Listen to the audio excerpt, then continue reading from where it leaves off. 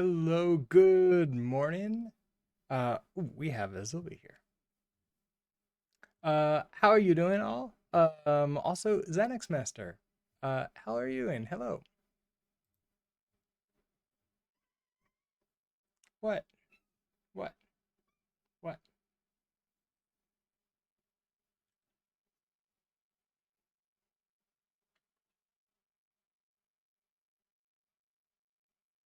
Do you want me to throw this for you?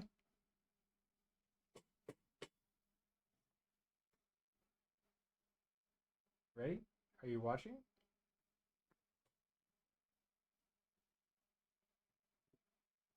A very slow follow. Okay.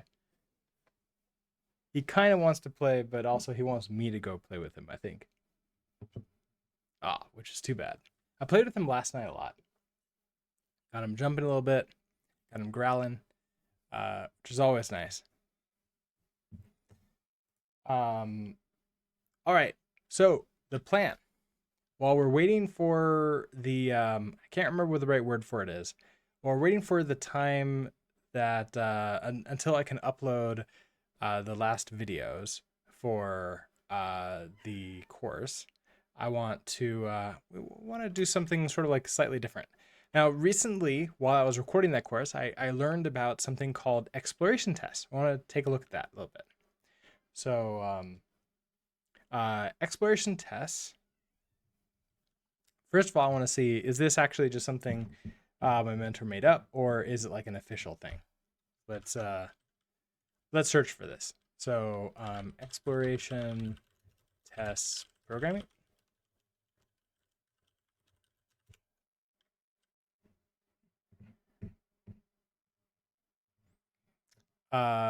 Exploration testing is an approach to software testing that is concisely described as simultaneously learning, test design, and test execution.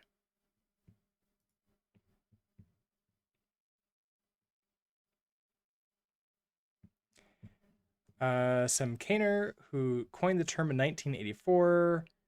Okay, so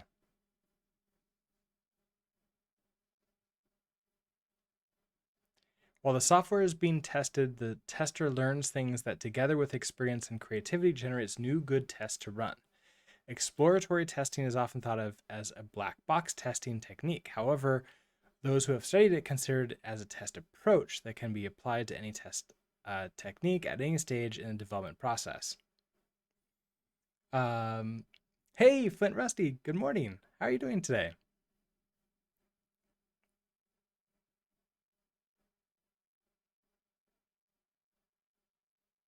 The The key is not the test technique nor the item being tested or reviewed. The key is the cognitive engagement of the tester and the tester's responsibility for managing his or her time.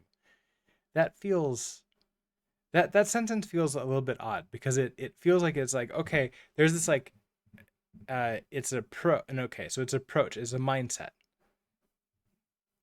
Well, so I learned about a actual technique that maybe works with this mindset. So I don't think that this is actually based upon what, I don't know. It feels like it's not necessarily what he's talking about. Um, Yet some testing terminologies are silly. Okay, so let me see. Let's give an example. So he showed it to me using Vite, um, which I think you can use with testing, right?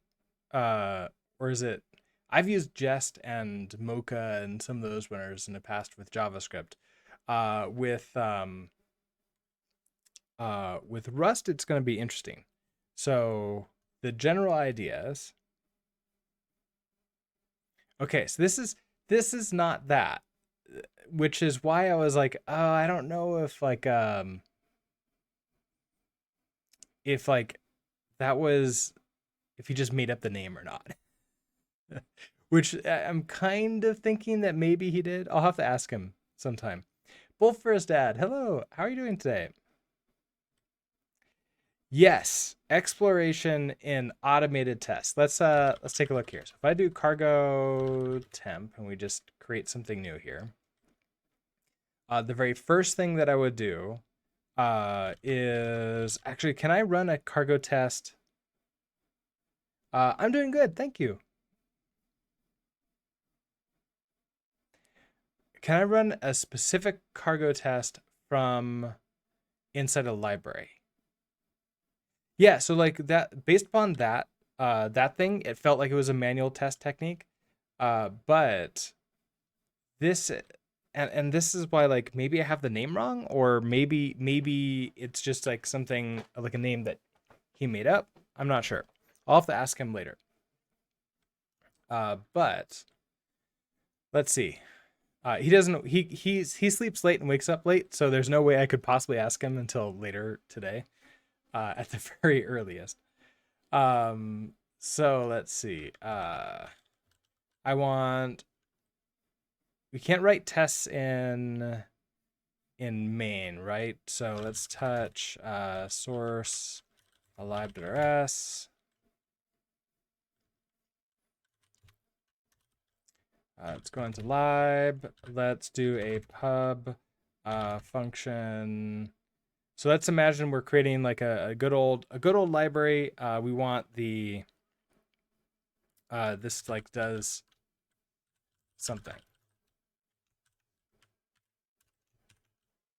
And I guess if I'm doing exploration stuff,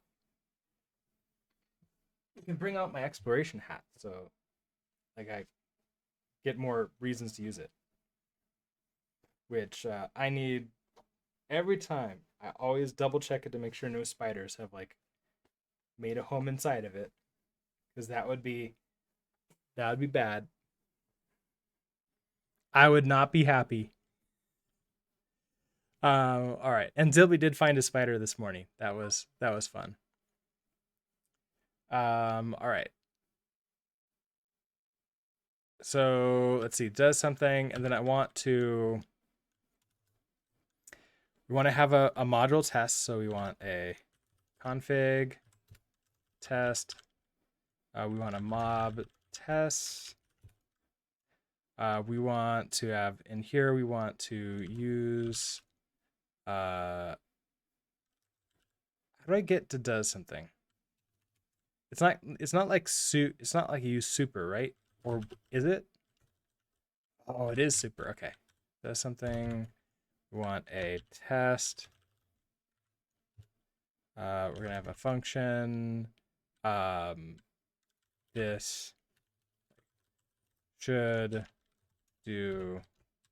So okay, this is the one where we're exploring does something.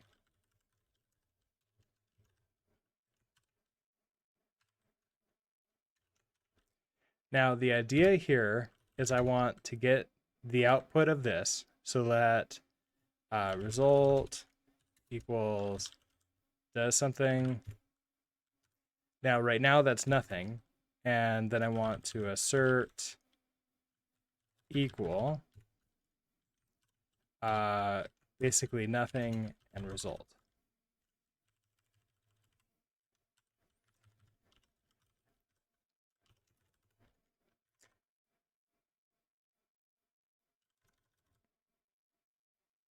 Why are you upset? What did I miss?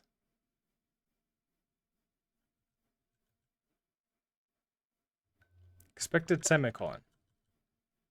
Closing delimiter close parentheses. Oh wait, what is this going on there? Okay, that didn't. Oh wait, no, that's fine. That was fine. That was a function. Never mind. That was fine. Function does something.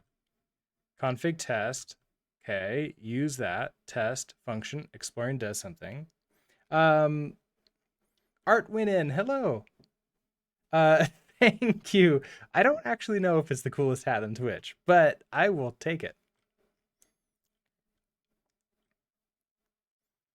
Indiana Jones of the Rest Galaxy. Yeah, something like that, right? Like I've always liked it. with the idea of like, okay, we can have props for like specific things, right? So I can have like, okay, we're talking about like we're exploring something. So we have the explorer's hat on.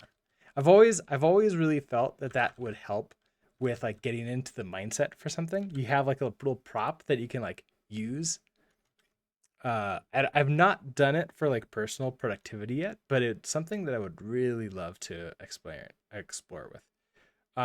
Okay, so we have a function.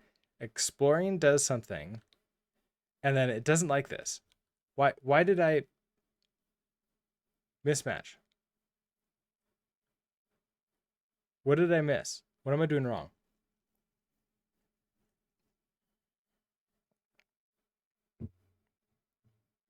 Yeah, like lighting up a candle when you start working or something. Yeah, absolutely. Except like can't use candles. I would love to do that, but I have a cat.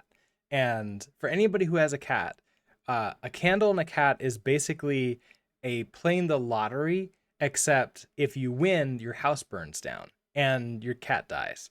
And it's really, really bad. So can't open flames and pets are not a good combination. And cats are just so curious. They're like, "What is this hot thing? Let me What happens if you lose? You think that everything's fine and you do it again the next day. You can light up an LED candle. It's just not the same. Is it because of like that? So kind of like that expected is nothing?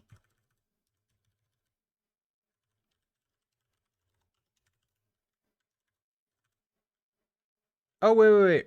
I do have a second one here. Oh, that was it. Okay. Cool. Um yeah, we don't need a semicolon there. Okay, cool. So then let's go to the right. And I need to cd into cache, cargo temp, that. So if we do, yeah, thank you, Dottie. We eventually found it. We eventually found it. Okay, so cargo. Now I want to do cargo test, and this will run this one, and it should pass, right? Because we got nothing wrong. Now what I want to do is I want to run this specific test. How can I do that?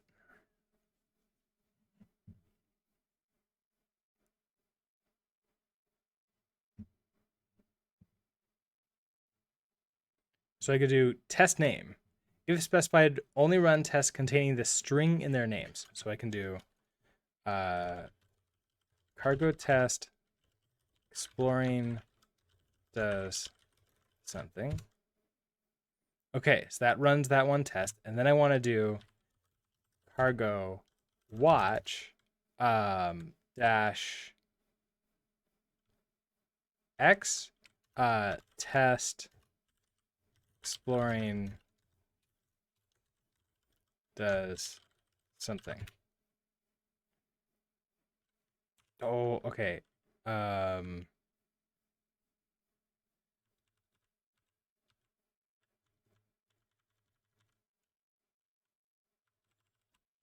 do I have to do something like that where I'm passing it in? Ooh, okay. So one test passed. So if I create another test, that shouldn't run that one.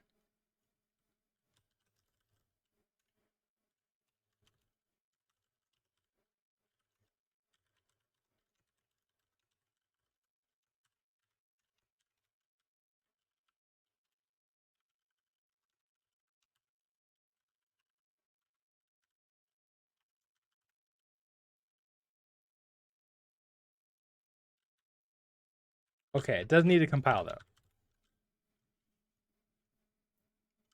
One test. Okay, so it's running one test. Oh no. Okay, what was that?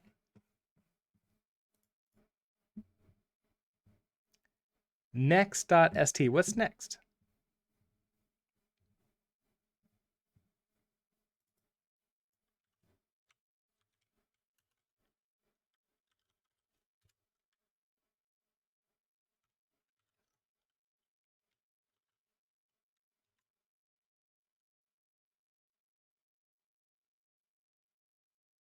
When I try to go to it, it's like this connection is not private. So it does not like my secure browser does not like that.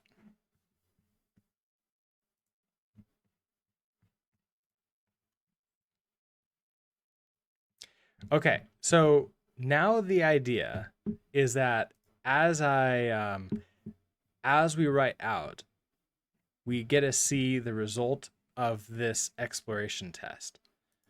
And so this one we keep on redirecting towards whatever thing we're writing. And so we get to see the contents of it. So if does something is actually going to let's say do a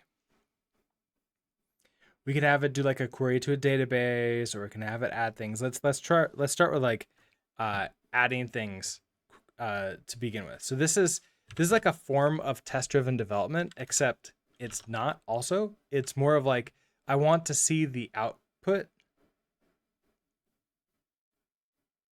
Oh, it's next day dot st, which is interesting that that one didn't get hit, but no, that's not a browser.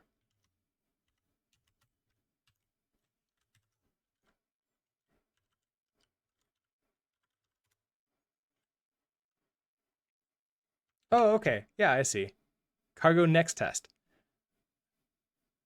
a next generation test runner for Rust projects. Oh, interesting. Okay.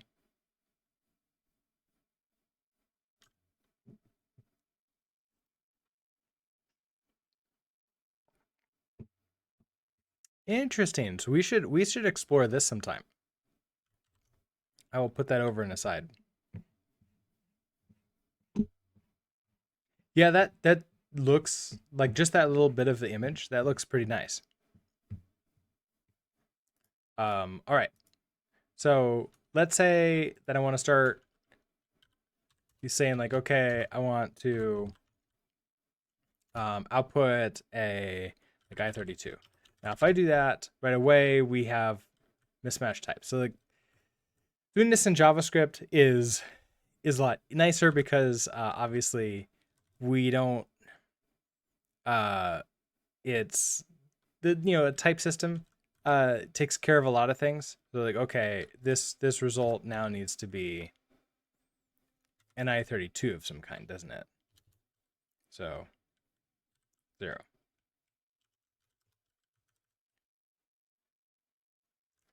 Okay, you're failing. So I get to say, okay, first we're gonna return, I want to do things where it's like adding something. So let's take in, you know, 5, 3, 5 and 3. What am I doing? Like 1 and 2. These are each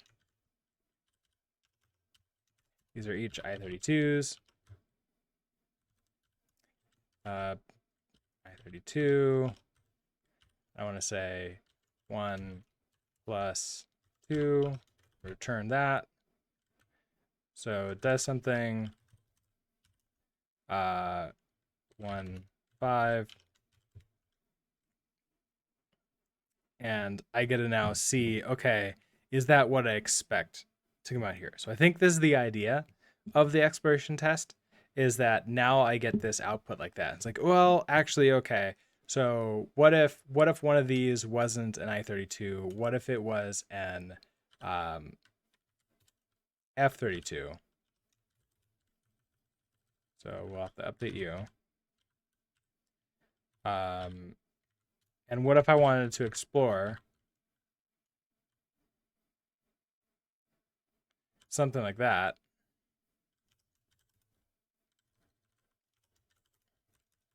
Now you're upset here. What if I want to explore doing something like an as? So as I32 instead of casting it safely. It's like, okay, well that gives me what I expect. What if I now change this to can I do like F what's like a really large number that would be above and I let's see, F32 to F32. F32s can go not as high as I32s, right?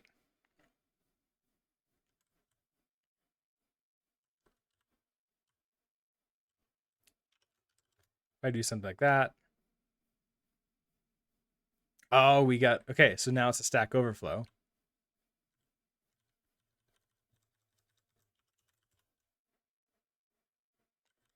Still with the Stack Overflow. But I think this is the general idea here. Okay, so this gives us 1, 2, 3, 4, 5, 6, 7, 8. 1, 2, 3, 4, 5, 6, 7. So plus 1 should actually be, okay, it rounds it up and then adds 1 to it. But I think this is supposed to be the general idea of it. Now, I don't know how useful this is in Rust because the type system is really nice. But I think the idea here is that we get the output printed out for us in real time from the actual function. So it's not like I'm writing a test, it's like one thing and it's failing, and then it's successful. It's more of I get to see the output without putting a log inside of here. And I think that's the key, is like I don't have to put a log inside of here, I put a log in here.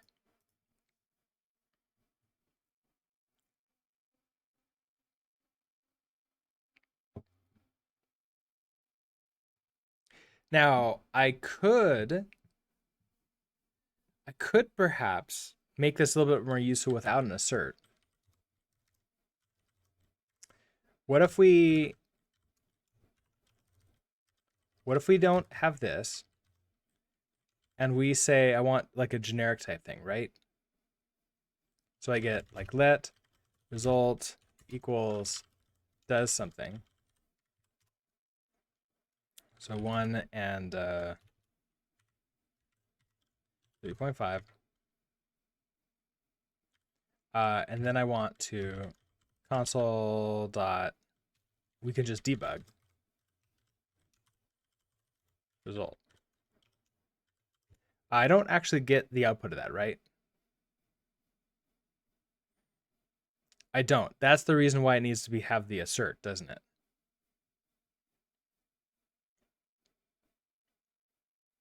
And there's no like test debug, right?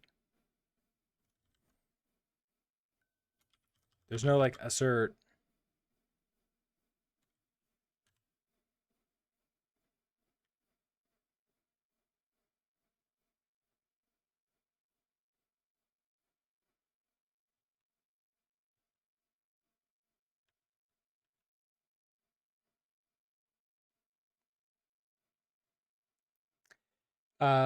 Has anybody ever used OpenTelemetry within a Rust application? What would you rate? Yeah, I have not used OpenTelemetry with Rust. I want to say I've used it somewhere else, but I don't remember where. I think I like it worked with a product that had it in it.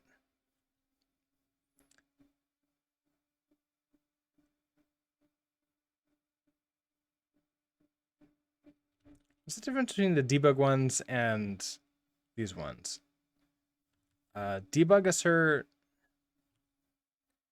on panic. This macro print the values of the expressions with their debug representations.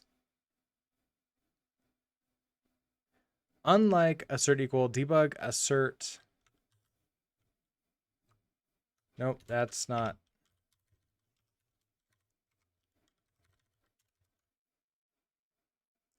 Are only enabled non-optimized builds by default. An optimized build will not execute debug assert equal statements unless CW. This makes debug useful for checks that are too expensive to be present in a release build, but may be helpful during development. Oh, interesting. Okay.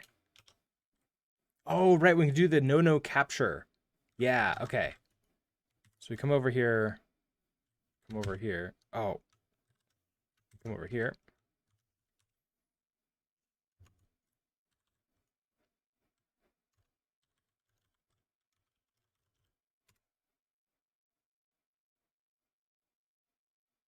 I don't put it in at that point.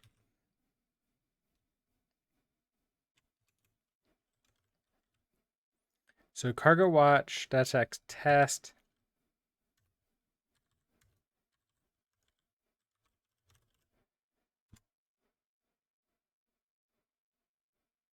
Okay, exploring does something. So now we have this debug. Where's my, wait, where is the result of that? There it is. Result 4. Okay, so result equals 4.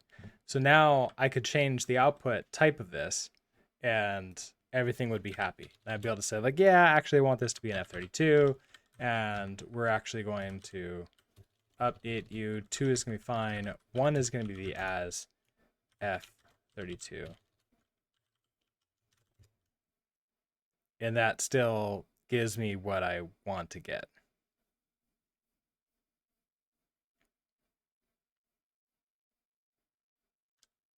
So how useful is this in like in Rust dev? I don't know.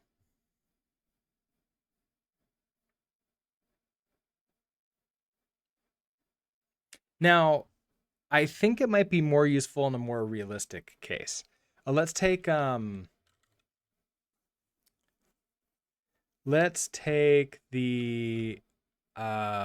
assessment that we were working on. So let's actually let's go out of that.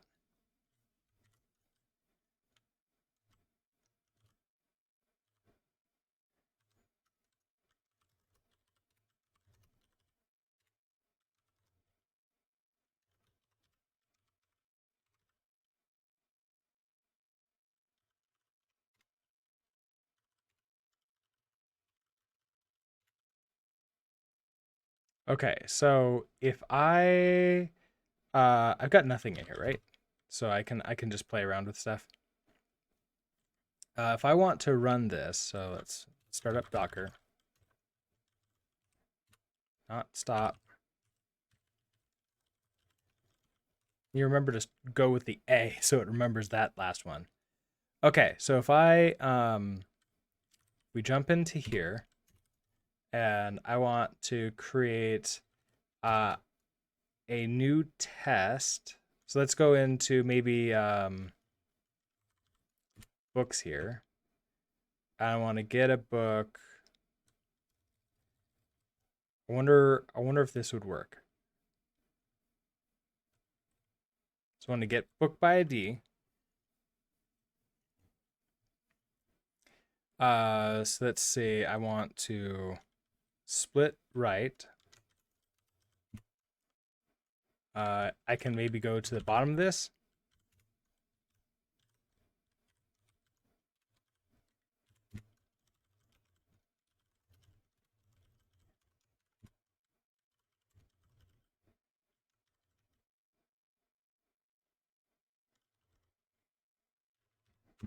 Get book by ID. We're going to have a test on a function. I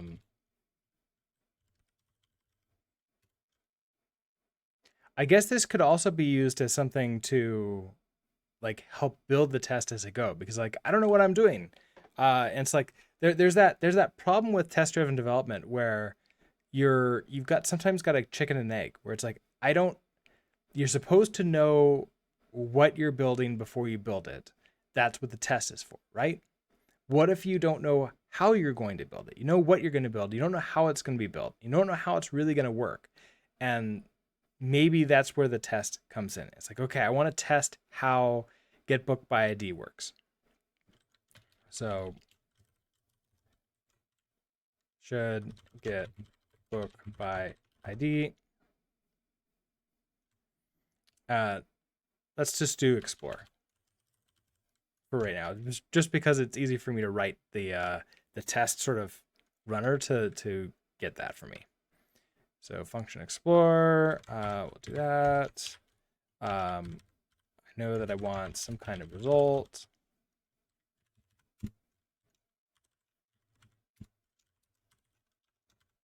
I want to let result equals get book by ID.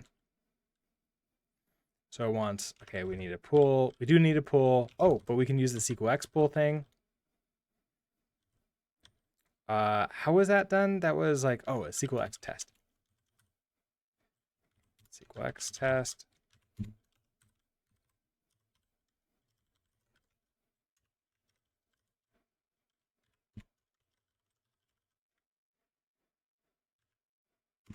Postgres. Okay, so we get that. That should just give us a test, run the migrations for us. I want to run the seeds.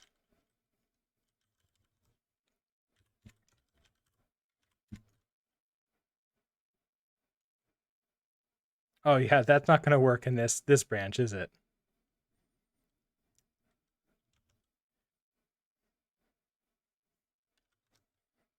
Because there's nothing in there. I'm on the wrong branch for this.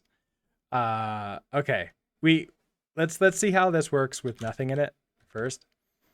So we call you, we hand it the pool, and I hand it the name. No, I hand it the ID. So this would be like what, 1? That result. Oh, I forgot. Dot await. Okay, so after that, now we could try that assert. Now, I can do an assert. An assert here won't really work, right? Because it doesn't give me the output.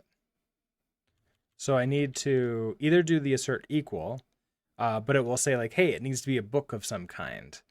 Or I could assert, oh, wait, it's an option book. Okay, so I can assert equal that the result is a none.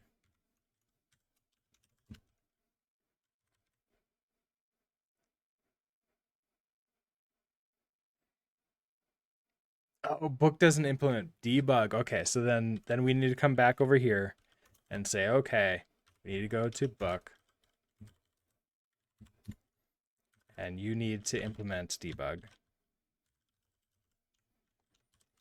Probably would have needed that anyways. And partial equal, probably. That's my guess of what that's yelling about. The pool.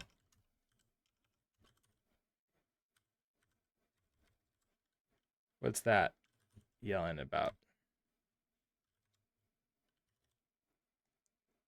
Oh, borrow there. Okay. So you're happy. Let's see. Code X. So if I do cargo test, I guess it's just explore.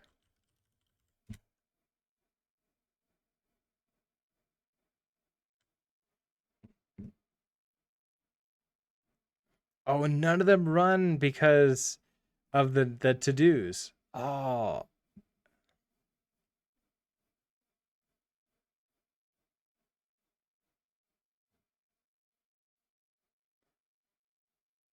Why don't you books line 18?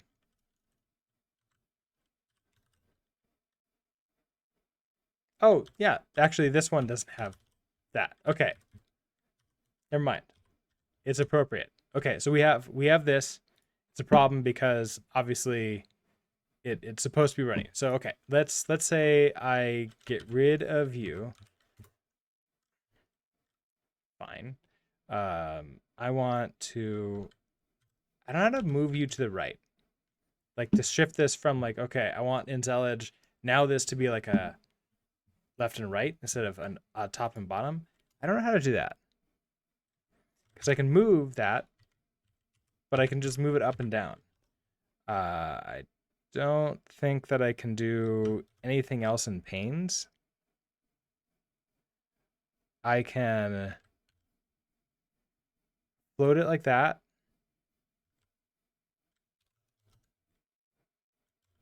Oh, and then embed it. Okay. So then it came in like that. Okay, that works. So let's cargo test explore. So let's do a cargo watch X. And it's gonna run to cargo, and I want test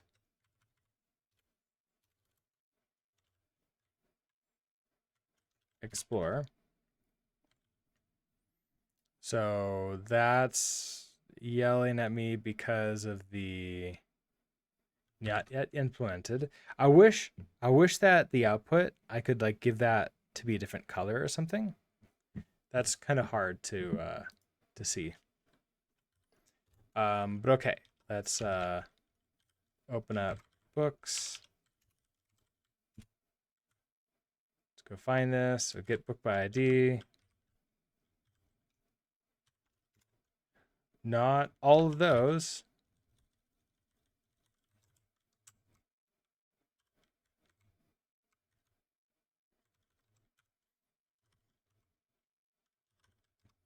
And I want, okay, so what are we going to do? We need a result of an option. So let's just grab it, right? So book equals SQL X. We're going to do a query. So I can try just a query out. I want to see what that looks like.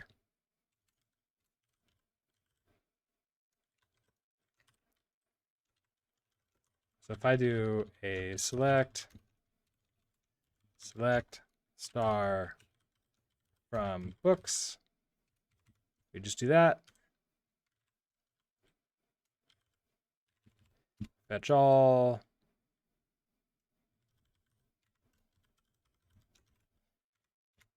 And I want to, oh, I don't want to fetch all. Like this won't work. If I try to return, okay, book, that will say like, hey, this is the wrong type here. I want to fetch optional.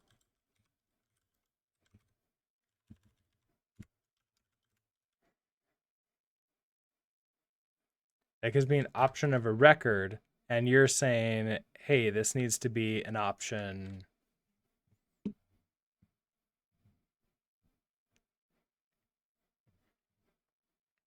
Expected an option book, found option record. So we got okay, book. So I guess like am I getting more information from this than I would if I just did a cargo watch?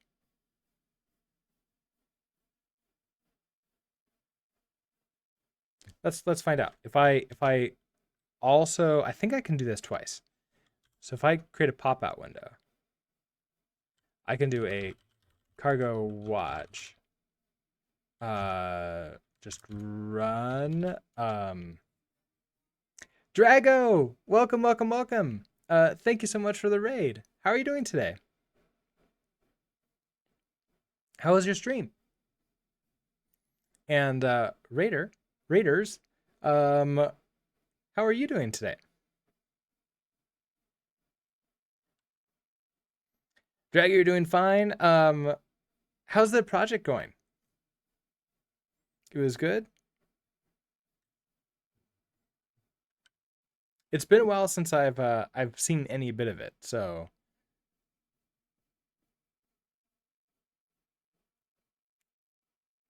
you're learning Java now. Ooh, fun. I hope modern Java, right? Please tell me modern Java. Old Java is like it there's still probably a lot of jobs in it because there's a lot, there's a lot of old code bases out there, but like then you don't get all the new cool tools that modern Java gives you. You'll be back this evening. Yeah, I'll be back this evening too. So, uh, uh, I've got you followed. So I don't know if I'll have a chance to watch, but if I do, Java's a bit of a prison, bit of a prison. I mean, I could see that for like a lot of different languages. Uh, I think I think that there's a lot of recruiters out there who see JA and just immediately typecast you essentially into a very specific type of developer they think you are.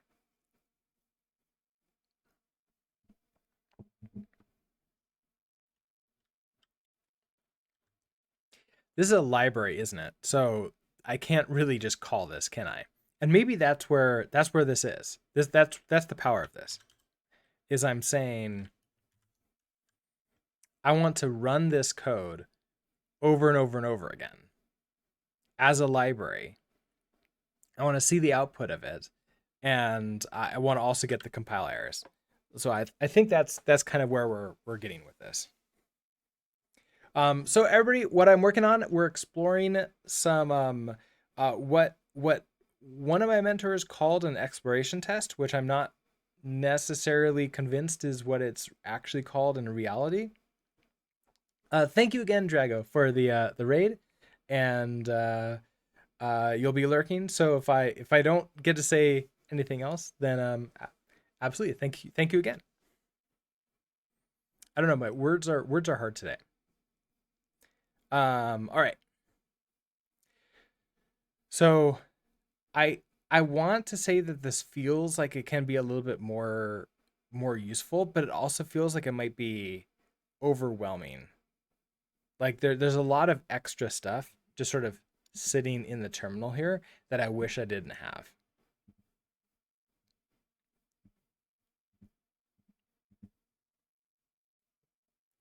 Uh, and quit. Hello. Good morning. How are you doing today? Or probably good morning, afternoon, evening.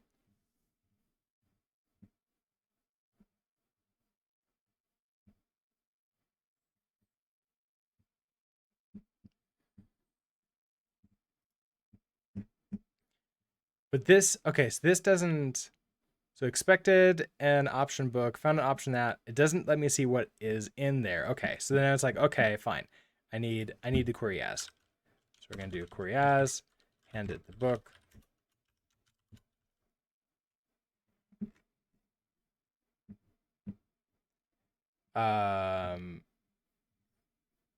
Relation books does not exist. Do I not have the actual database books? I thought I did.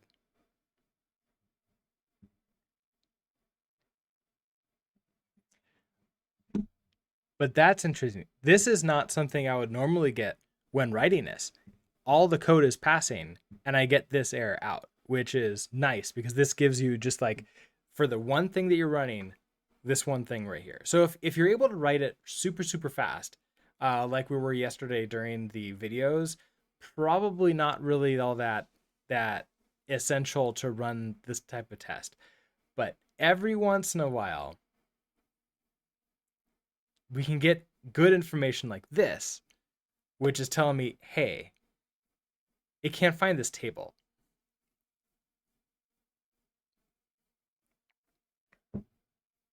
It can't find this table because the migrations don't exist because I'm in the main branch. That's what's going on. Okay, we can fix this. Let us git stash this.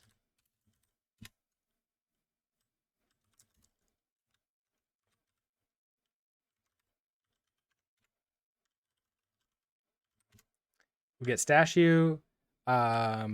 This should find, yeah, no tests are found because we're not in the test thing. We're going to do a git switch to the video solution, git stash apply.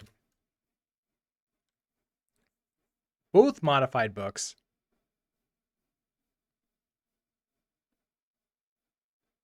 Did I just cause a merge?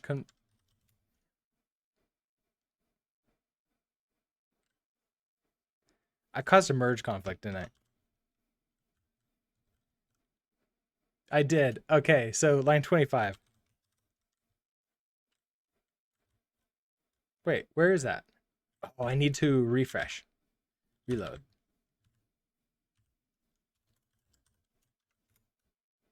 Oh, there you go. Okay.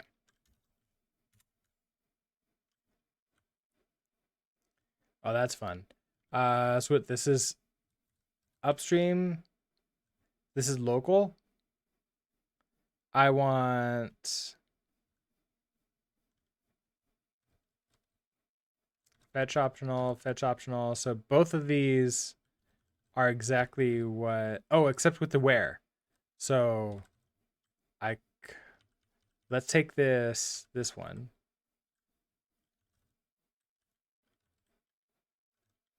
Get rid of you.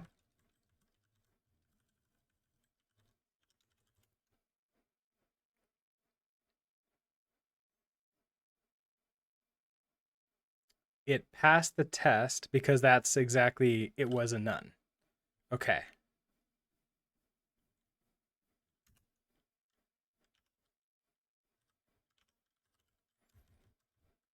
So this was a none, so that works. Um,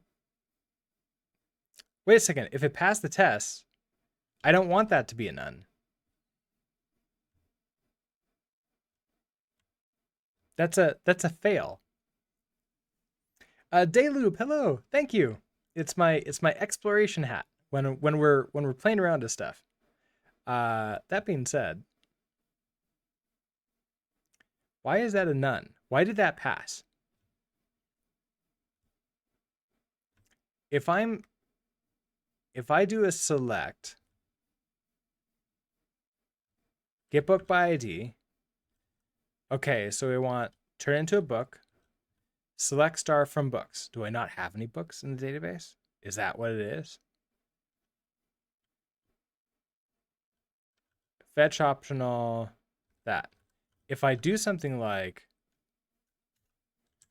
where book ID is equal to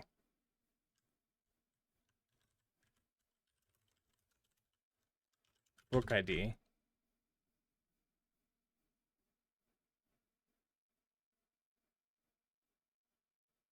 that still works.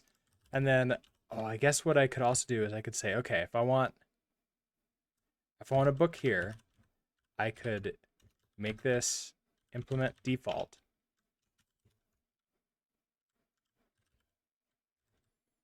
And then I could say assert equal, that result is going to be some book default.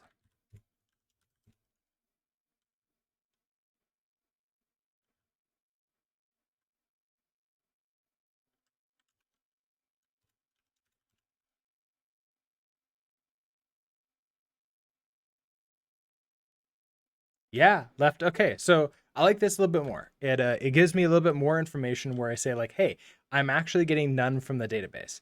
So this should let me know, okay, I need to go investigate what the heck is going on with this. Like why is this test failing? So if we open up Postico,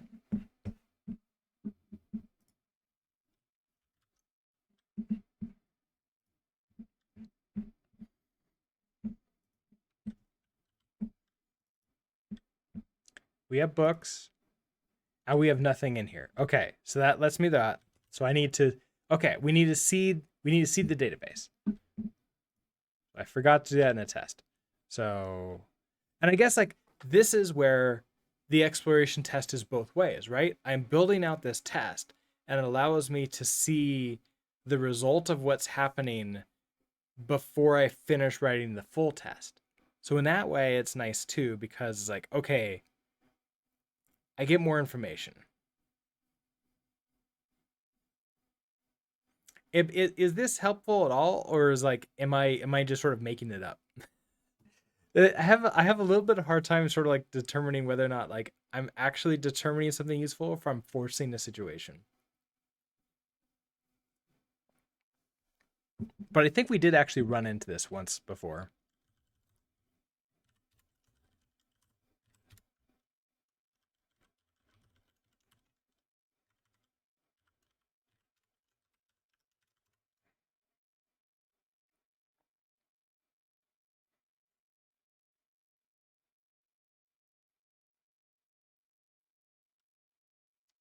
Ah, and now I can see the contents of this book.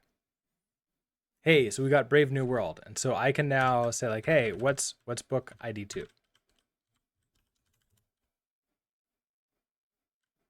Yeah, so the question is like, how useful is something like this test, which I don't actually know if it really is an exploration test or not, but I guess it kind of is, right? It's kind of using this exploration method uh application on code that I haven't really written yet. So we're saying, all right, I have this explore stuff. I want to write minimal to get the test working, the minimal to get the function working. And now as I write through the function, I can see like automatically, because the test runner I have like to automatically run it, I run just that one test, so just that one function and nothing else in the entire program, and I can see the output of it. So we can see here, okay, I'm getting book ID 2, that's Moby Dick. If I wanted to, it does. I think this is a form of TDD, but it's it's like a form of TDD for both writing the test and the function at the same time. Because like most TDD that I've ever read, like the how-to guides for it are write the test fully first, then write the code. And this feels more like write the test and the code at the same time.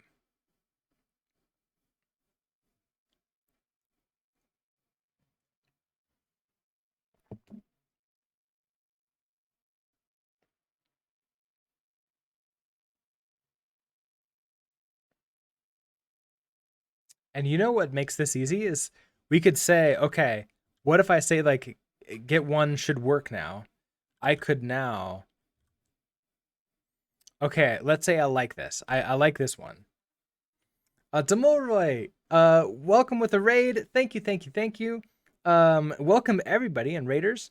Demoroy, how's your stream? How are you doing today? Also, K Melv, how are you today? The Scottish Trio, hello. You'd be worried that two wrongs may accidentally make it pass. Yeah, so let's think about that. How could I get two wrongs here in this specific thing?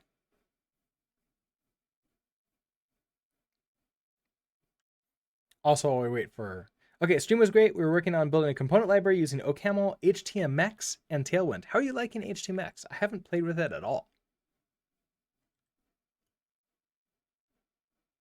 What we're working on here is exploring some basic like testing methodologies. We're using Rust, but I think this testing methodology can actually have more benefit in duck type languages. So like, think Python, JavaScript, something where it's a little bit more loosey goosey. You're going to get probably more benefit out of it. But the general idea is that we run a test while we're writing both the test and the code at the same time. HTMX is a ton of fun, very ergonomic. I'll have to check it out sometime. Wrong test and wrong implementation. Offset by one might be an example.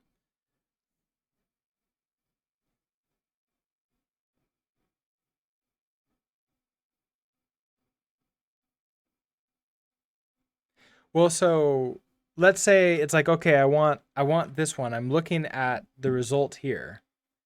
And it's like, okay, I want to make sure. So let's say I am writing a test to be like should get one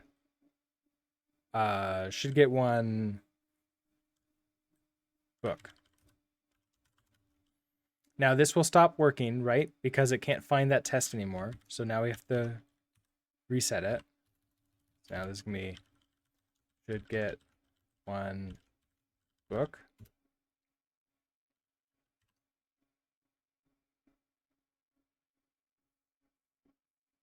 Okay. I don't like that. I don't want that book. I wanted a different book. So it's like, okay, let's get back to one again.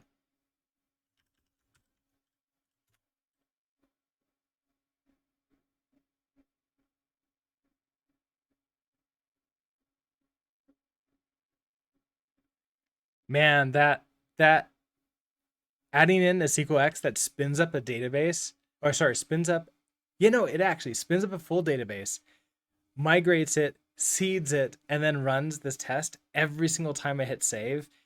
That is infuriating. That's like taking us back to the dark ages of Rust, where it's like at the very beginning when the compile time was so long.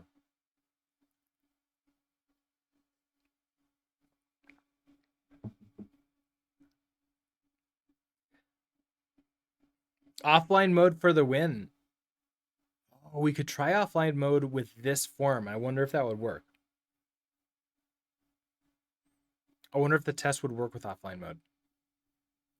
But okay, it's like, all right, I like this. This is like, this is the book that I want to get out of it. So I'm gonna take this, copy you out, and so I want to say result now is gonna be that. Oh, which needs to be a sum.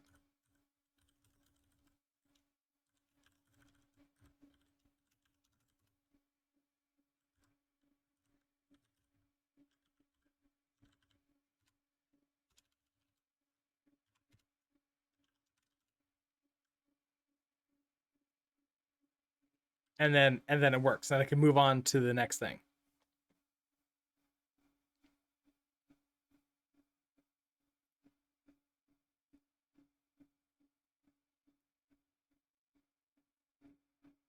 Wait, no, I did that wrong.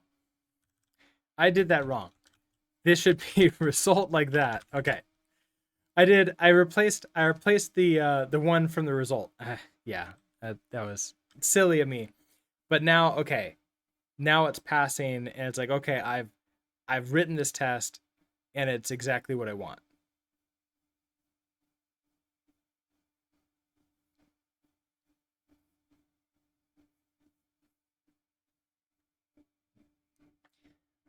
It feels like this could be useful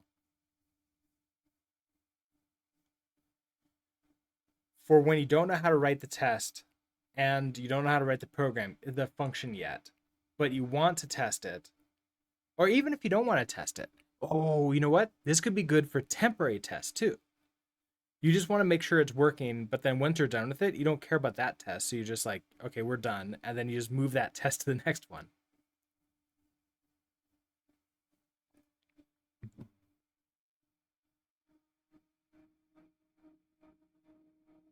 The question is, for any of you, would anything like this be useful? Like, do you think that it would be useful to you in any way whatsoever? If not, I don't know if there's like a need for me to like create a video, like a little video for this. So it'll be hi.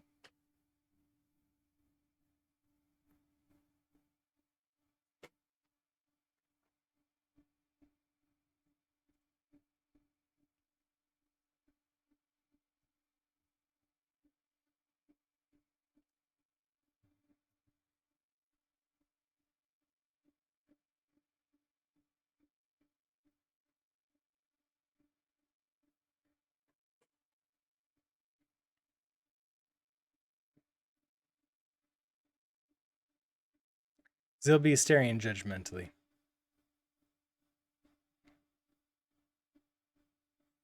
Cat cam, yeah. Although like he's sitting up. As soon as I move the camera up, he'll lie down.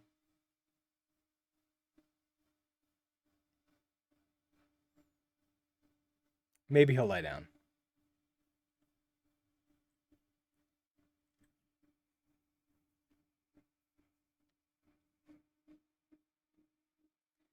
I think I think that this is an idea for functional programs. So when you have a function, when you have a pure function that doesn't, you don't want to put a like a log into it. So I don't want to like a debug or print line or anything in the function itself. Instead, I want I want it to take in something, it does something to the thing, and it returns it. Or it mutates it. That would be fine too. And then I want to see what the result is right away without manually, without having to write a program to sort of like to call that and run it. Like this I guess this would be the thing. It's like this is calling a function and running it equivalent. So I'm ignoring the rest of the code, calling this one function and getting out. I guess in that way, this is this is useful. It allows me to ignore the rest of the code, focus on this function only, get the result of it and print it out. And then I can optionally work on creating this test with it, like for it.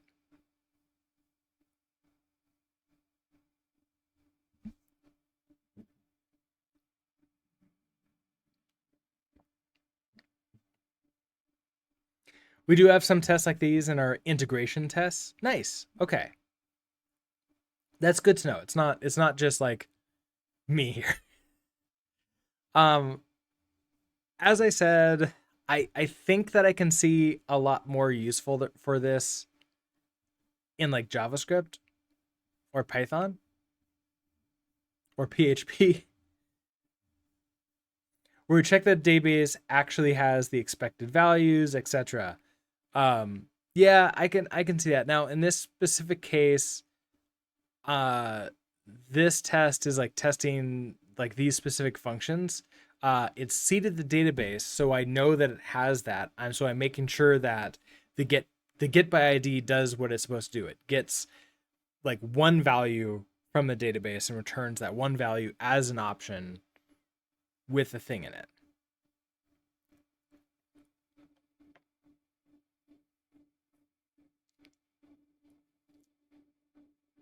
What if I wrote this together?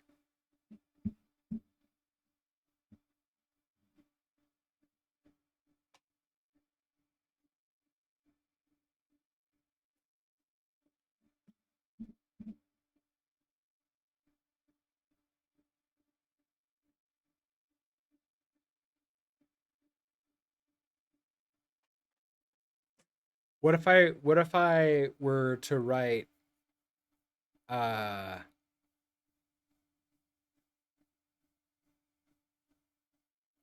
oh, I'm wondering like in like game dev type stuff, I might have something like I want two objects and I want to see if they collide with each other. Or maybe I want to like test like if a pong ball hits the wall and bounce off of it. I want to test just that one bounce off of that.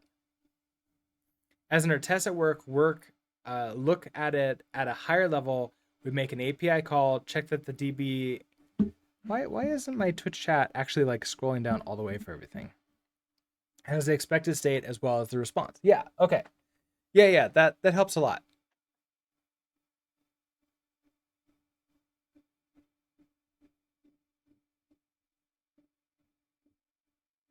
Let's try a different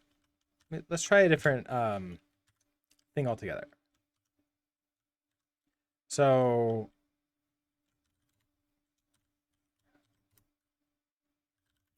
get check out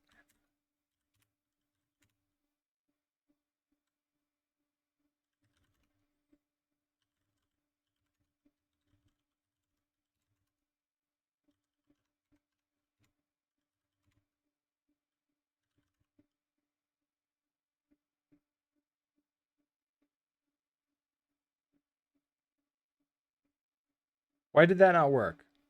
I wanted to is it I did restore. Oh, is it now just restore file, not staged anymore? So get restore. There we go. Okay. Now we're back to this. Oh, come on, Twitch, stop doing that.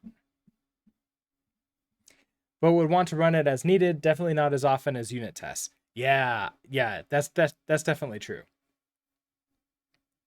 I have once played around with naming conventions for those tests where I have like unit underscore should or whatever, and then I could just like, okay, run everything that's like unit underscore whatever, and run everything with that. Now this one allows me to run one specific test, regardless if it's a unit test or an integration test or like a both at the same time.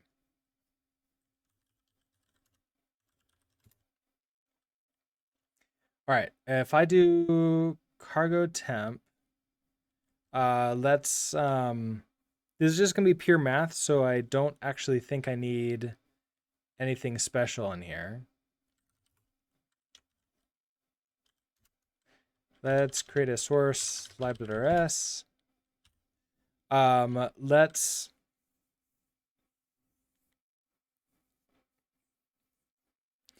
create a scenario where we're playing Pong. So I have a ball. So we're going to start with our test. We're going to do test-driven development.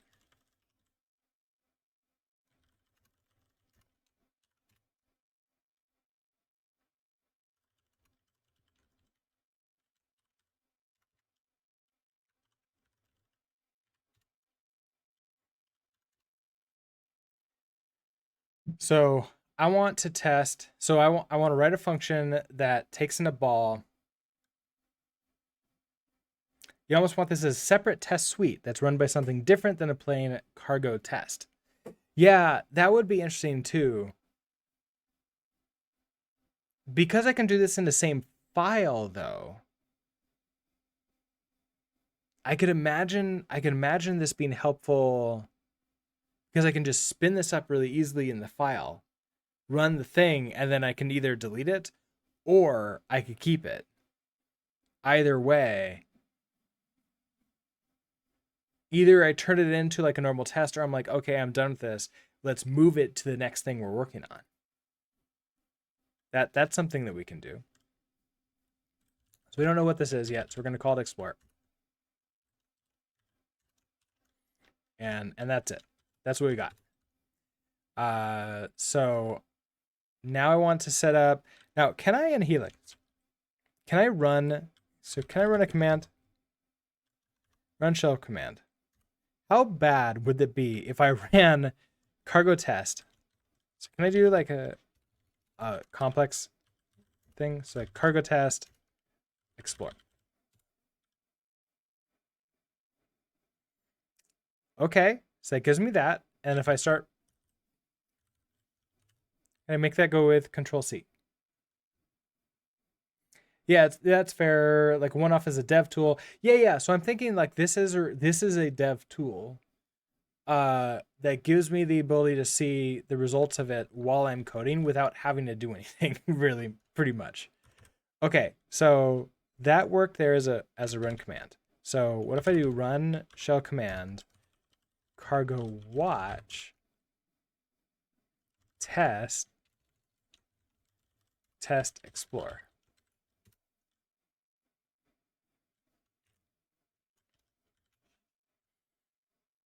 Cargo watch.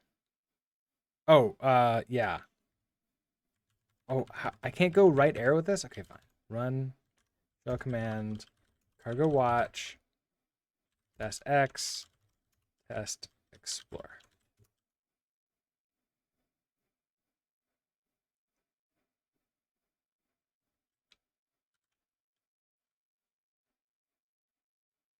Oh, I was really hoping to pass that to cargo watch. Because when we did cargo test, that just worked, right?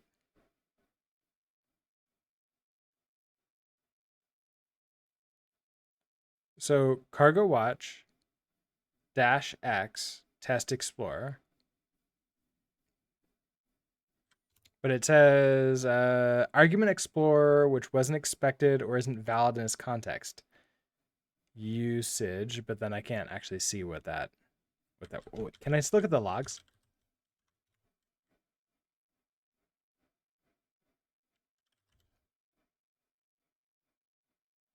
Async job failed. Shell error found argument explore, which wasn't expected or isn't valid in this context. Okay, so do I need like I need a dash, don't I?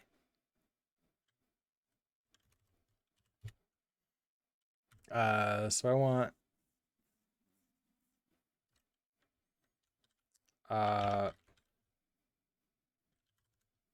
run shell command. So I want cargo watch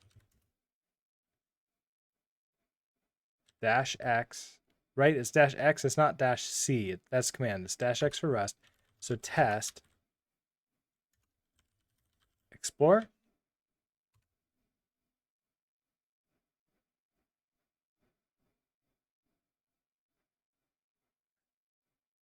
No output.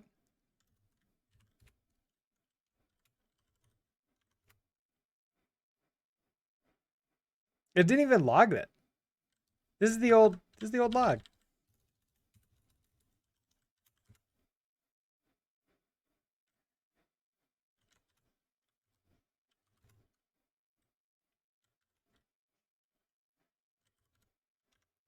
Okay.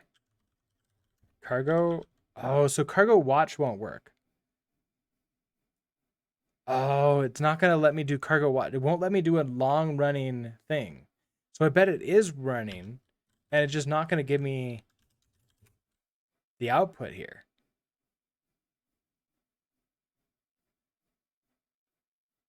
Oh, that's too bad. Okay.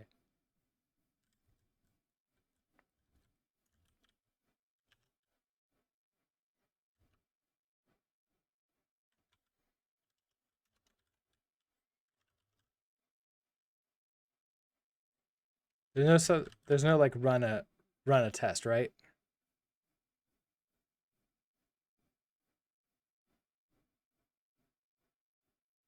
Unfortunately not.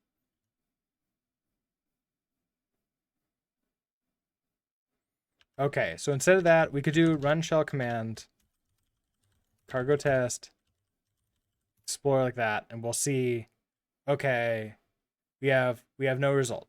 Fine. Um I can now rerun that if I just do, well, okay.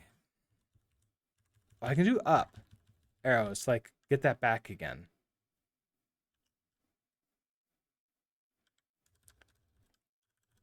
So I want to test.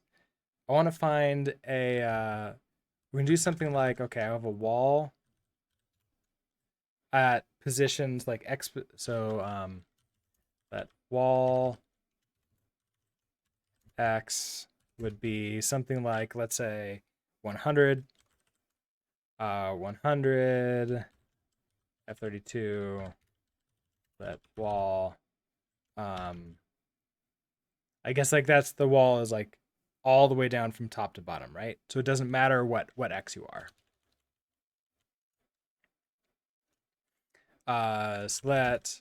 So I need a position. I need some kind of position thing, so that's gonna be up here.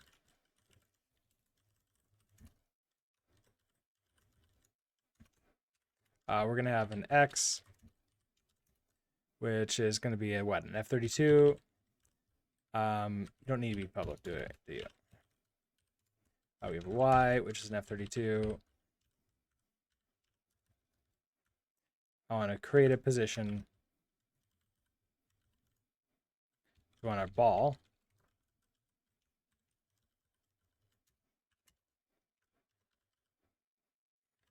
Is a position.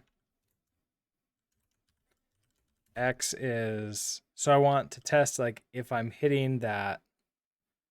So if I'm at 100 F32, and I don't care about that,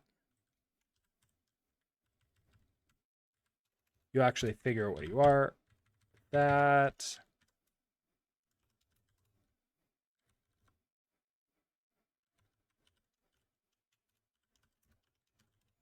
Okay. Now I want to run it through is hitting wall, right?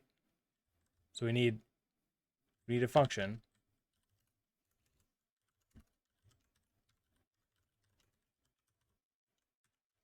We're going to take in the position, like the object, so the entity, which is going to have a position. And so I guess entity position. And then I want the wall X, which is an F32. And then we're going to turn a Boolean. So if we start by just returning false, just to make that pass,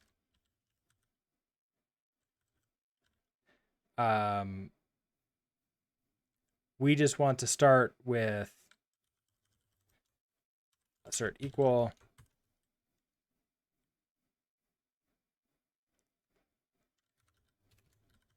is hitting wall, pass it ball position, wall X, and sure, you're true.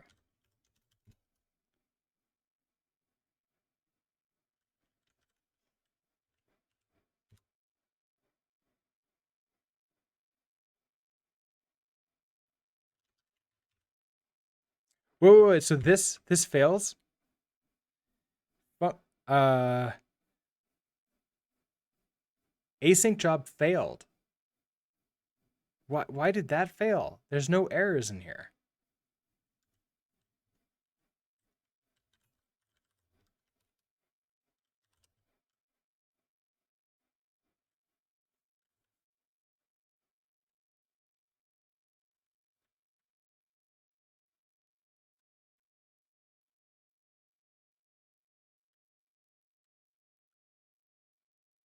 Scott, hello. How are you doing today? Shell error warning, unused variable, entity position. Okay. I mean, yeah. Is a warning. Okay, so all these are warnings. Oh, error. Test failed. Rerun dash lib. Oh, okay.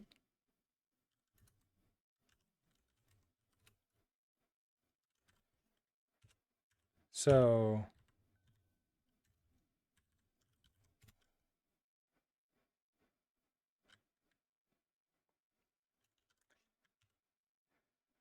not that good, but above ground. I'm sorry to hear that. I hope that your above ground starts getting more above ground, even more soon.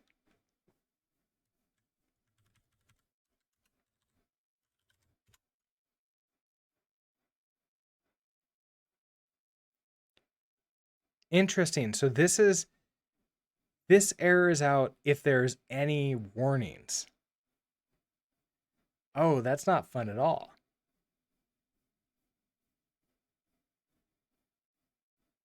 Now, if I do this to the right, we just go to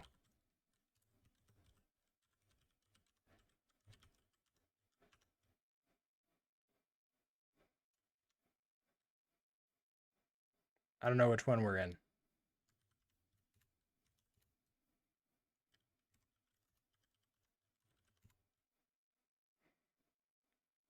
Not this one.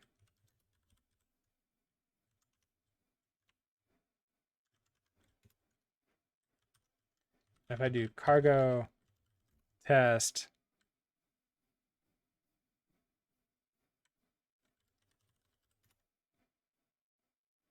that works. That gives me the actual output that I want. Oh, job failed. Async job failed because it failed the test here. But it didn't give me that information. That's what I was really hoping for. Okay, so I can't run this in the shell itself because of that. So this is how we'll have to do it. We'll have to do a cargo watch dash x test. It'd be test explore like that. And so now we'll see constantly, okay, we're false to true, and so it's okay. If the ball position, this is where I could probably really easily just test this myself and say, okay, if I'm at 100, 0, this should absolutely hit the wall. So this should be a true, right? So let's update this until we see that it's hitting the true. So if entity position dot x is greater than or equal to wall x, and actually, why do we even have an if?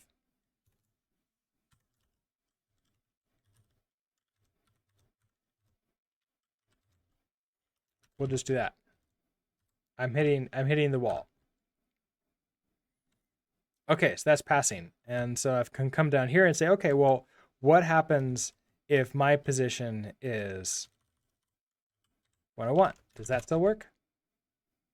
Okay. What happens if it's 99 point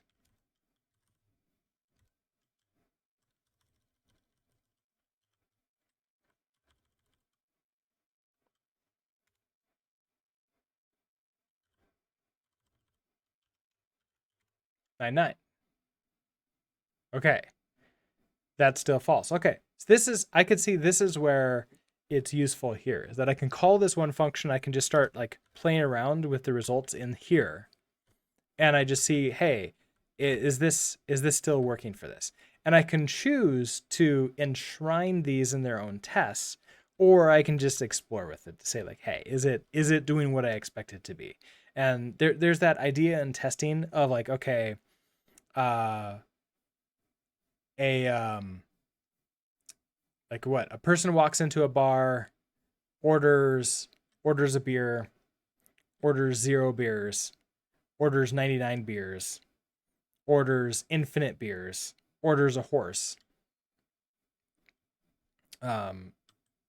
Like things like that. We can start playing around with that at this point here as unit tests. And then if it's not needed anymore, because like let's say I don't want that many unit tests, I can just get rid of them and we can just keep only the ones we want. I think this is where the power of this comes in. What do you all think?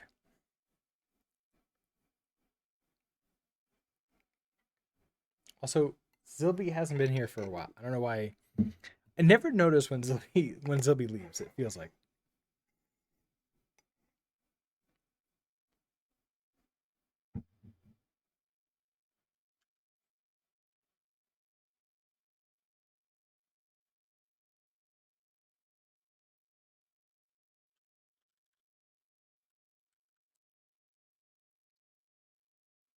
You missed what I said before the question. Okay, so to repeat, the is this useful? But the rest of the joke goes: a user enters a bar. They ask to go to the bathroom. The bar is engulfed in flames. Yeah. Also, PM Walls. Hello. Yeah, testing. It's fun. It is nicer when we as developers find all those problems and light our entire code base on fire than when like somebody else, especially a customer, lights the entire code base on fire. And I guess like this is what this is all about, is like figuring out what's really going on. So MetaMe, to answer the question about like what's going on, what I said. I think that the power of this is the ability for me to like both write them at the same time and sort of get it out. But now I can play around with the what I'm handing in and see the output of it really easily out here. So I have right now this is working as expected, right? We're saying, okay, if I pass in our current position as 99.99999, his hitting the wall is true. It's like that's correct, right? And if I pass in like 199, if I somehow like jump way over to the right, we're still true. If I'm at 99.999, that should be false because we're no longer hitting the wall anymore.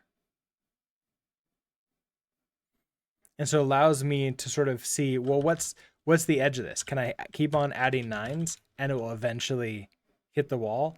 Yeah, it does. Look at that. Once I get to this point, it hits the wall. Is this what I want?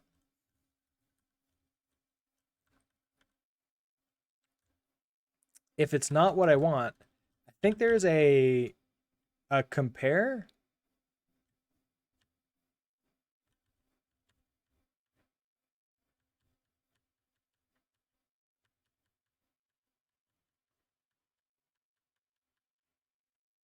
Or maybe not.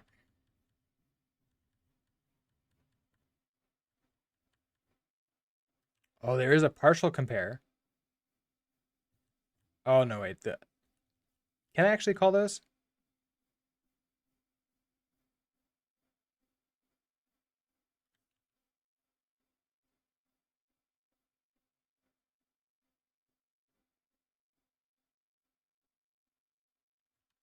I thought there was one where I can say like, hey, compare it between the amount of like to a degree. So what's the difference between this and unit test at this point? I don't think so. I don't think that there is a difference between this and unit test. I think the idea is that this is a way for me to do a unit test. I think it's a practice of unit tests, but the idea is that you do the unit tests at development time, and it's not it's like part of test driven development, but the entire point of it is to explore as you're building a code using that sort of exploration mentality, if that makes sense.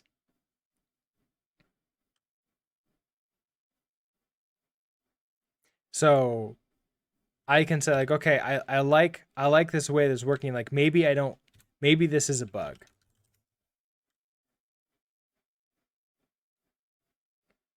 This is more of a practice in a specific test type. Yeah, I think it's using a specific test type in order to, while development, see the results of a function call, which would then allow you to test different things really quickly.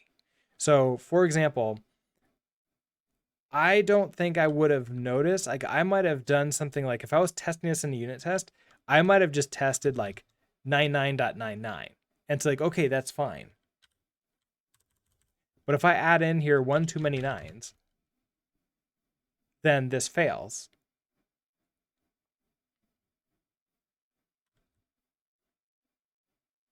What did I break here? Expected a Boolean found in F32. How did I break this? What did I do?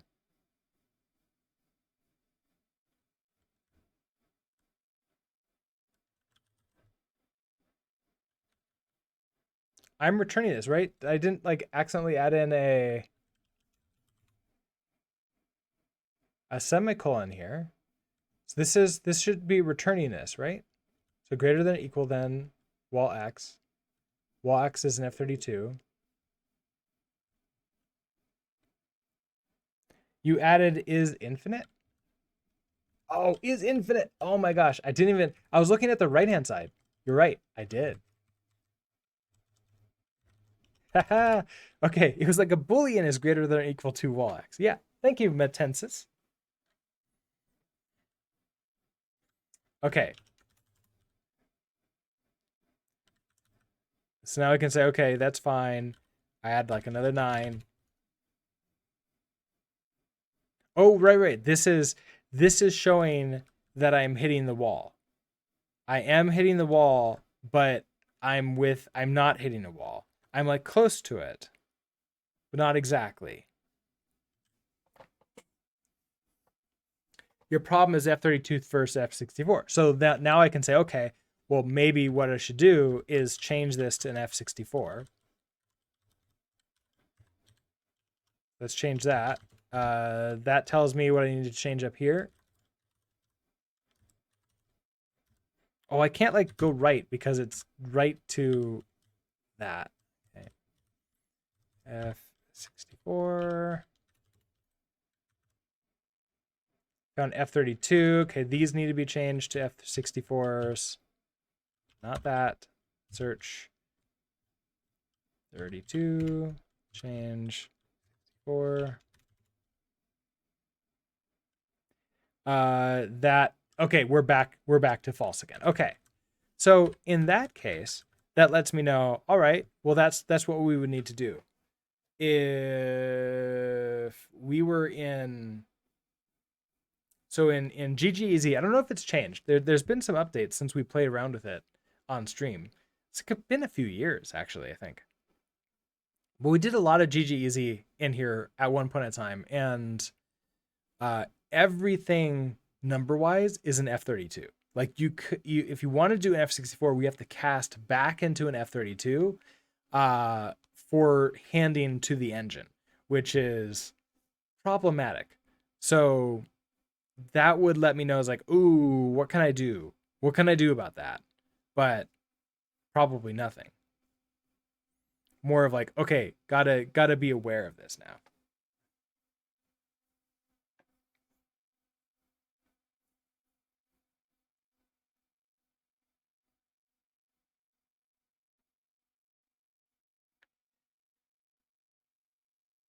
I don't know. I'm gonna think about this as to whether or not I want to create like a short on it. One of those little short, like, hey, this is a cool little thing. I think I think there's something help to this. I want to play around this more when we're building stuff, just to sort of see how it works, because maybe it works a little bit better in web development, maybe it works better here. I wanna play around with it as it is. Um, so that being said, uh, this afternoon, we I should be able to upload those videos. Which so let's see. My homework is going to be to at least try to combine the videos together, because I didn't do that last night. So like the part one, part two of the solution together, and then we can upload them all on stream. And then once that's going, I can create the actual course for the SQLX thing online, and then we'll just sort of go from there. So I think this afternoon is going to be, I don't know, maybe a slightly boring stream, maybe not. I'm not sure. We're actually creating the course. I'm writing some copy for it. I'm probably gonna like test it a little bit in the LMS, and then and then we'll sort of like go from there. I can create the actual, what is it called? Um, Payment thing in Stripe for it too. It's We're gonna do manual at first because I want to limit the number of people who can actually purchase it. But I think it'll be good. So that being said, let's see. Raimu is streaming. It's been a while since, it's been like a week or two since we rated Raimu. So, ooh, that's loud. Raimu is working on, let's see, a data disintegrator. And that's all I got. Data disintegrator, elemental ingestion functions. All right, let's go ahead and set up a raid for Raimu.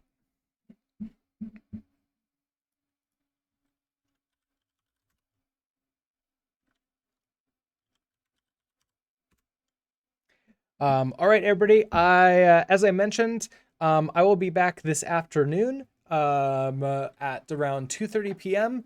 in order to continue working on, well, the actual course, the SQLX Rust course, and getting that going. And hopefully by the end of it, I should be ready to like take in some alpha testers who are and go from there. So with that being said, the rest of the week, let's see, no afternoon streams Wednesday or Thursday, but I'll be streaming every morning, and then I'll be back on Friday too. So with that, have a great rest of your day, and I will see you next time. Bye.